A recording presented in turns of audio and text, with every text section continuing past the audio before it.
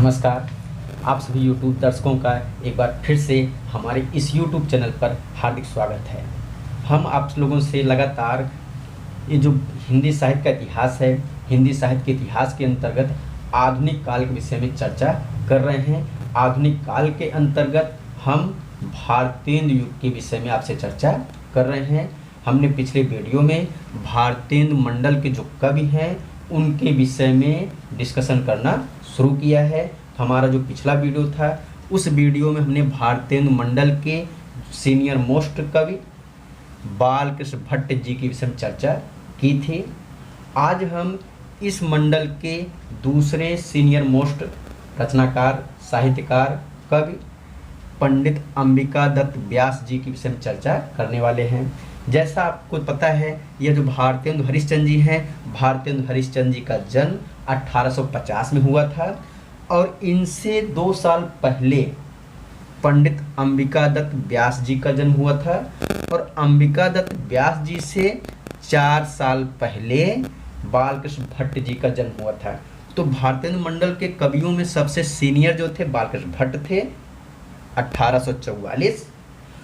दूसरे senior most जो कवि आ रहे हैं फेमस कवियों में पंडित अंबिका दत्त व्यास, जिनका जन्म 1848। और उसी प्रकार से हम आगे आते हैं तो इसके जो केंद्र बिंदु हैं वो हैं भारतेंदु हरिश्चंद्र जी, जिनका जन्म 1850 में हुआ था। तो आज का हमारा ये जो वीडियो है, यह वीडियो टोटली किसके ऊपर है? पंडित अंबिका दत्त व्यास जी के ऊपर है। तो आइए देखते हैं, यह जो पंडित अंबिका दत्त व्यास जी हैं, इनके जन्म के विषय मैंने जैसा आपको बताया, ये भारतेंदु जी से 2 साल बड़े थे, सीनियर थे। इनका जन्म 1848 में हुआ था। इनकी मृत्यु की बात करें तो इनकी मृत्यु 1900 ईस्वी में हो गई थी। तो इस प्रकार से अगर आप देखेंगे 1848 में पैदा हुए, 1900 में देहावसान हो गया, स्वर्गवास हो गया। तो आप देखेंगे इनका जो संपूर्ण जीवन काल है वो लगभग 52 वर्षों का 52 ईयर का स्वर्णिम इतिहास है, स्वर्णिम जीवन गाथा है। अगर हम अंबिका दत्त व्यास जी के जन्म स्थान के विषय में चर्चा करें तो यह अंबिका दत्त व्यास जी जयपुर राजस्थान में पैदा हुए थे, लेकिन उनका जो निवास स्थान था, मतलब जो कर्म क्षेत्र था, वो काशी अर्थात वाराणसी, बनारस था। जन्म तो जयपुर में हुआ, लेकिन उनका जो कर्म क्षेत्र है, निवास स्थान था, वो काशी था। जन्म के बाद इनके पिताजी बनारस में आकर के शिफ्ट हो गए, रोजी रोजगार के सिलसिले में। उसी परिप्रेक्ष्य में वे काशी में आकर के रहने लगे। अगर अंबिका दत्त व्यास के पिताजी के विषय में चर्चा की जाए तो इनके पिताजी का जो नाम था वह है पंडित दुर्गा दत्त। तो अंबिका दत्त के पिताजी जो थे उनका नाम है पंडित दुर्गा दत्त। इसी प्रकार से अगर हम अंबिका दत्त व्यास जी की विषय में उपाधि के विषय में चर्चा करें तो बहुत ही महत्वपूर्ण है। पंडित अंबिका दत्त व्यास जी को सुकवि की उपाधि दी गई थी।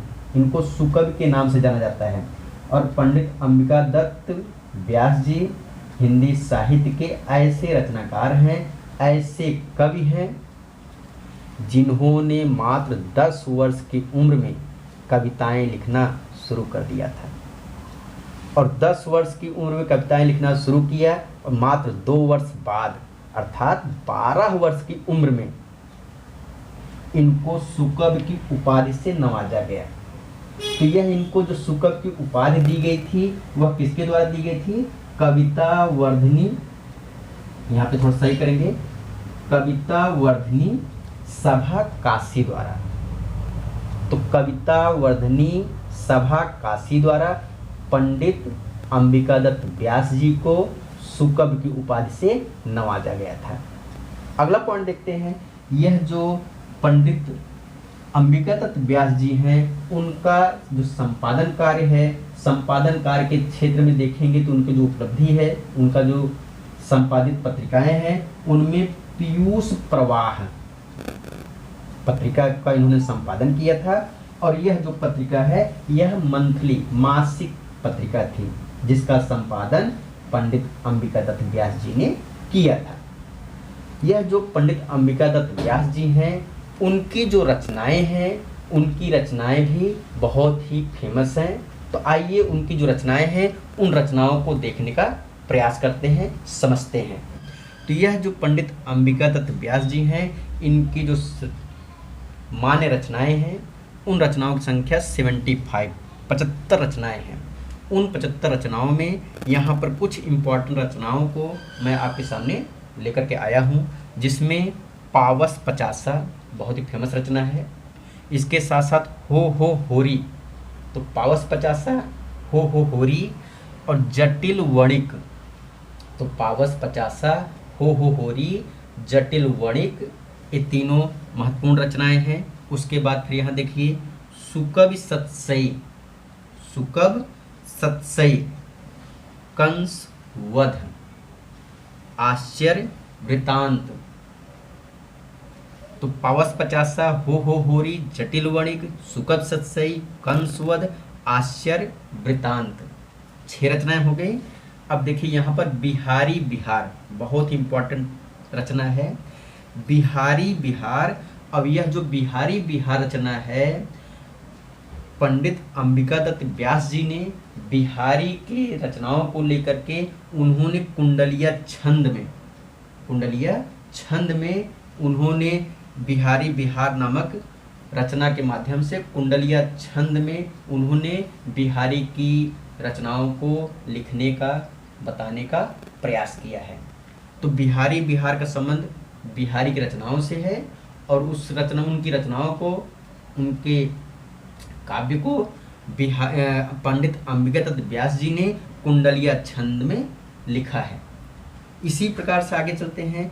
गद्य काव्य मीमांसा, भारत धर्म। तो देखिए 3 वहाँ हो गया, 3 यहाँ हो गया, 3 यहाँ हो गया, 6 रचनाएं हो गई।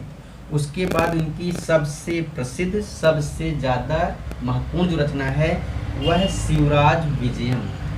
यह जो पंडित अंबिका दत्त व्यास जी हैं, पंडित अंबिका दत्त व्यास जी की जो सर्वश्रेष्ठ रचना है, जिससे उनको सबसे ज़्यादा ख्याति प्राप्त हुई, उस रचना का नाम है शिवराज विजयम। शिवराज विजयम में इन्होंने, अर्थात पंडित अंबिका दत्त व्यास जी ने मराठा सम्राट शिवाजी के विषय में, उनके जीवन चरित्र के विषय में लिखा है। उनके जीवन चरित्र का यहाँ पर उल्लेख किया है। तो यह जो शिवराज विजयम है, यह उनकी सबसे प्रसिद्ध रचना है, जिसके द्वारा इनको सबसे ज़्यादा ख्याति प्राप्त हुई।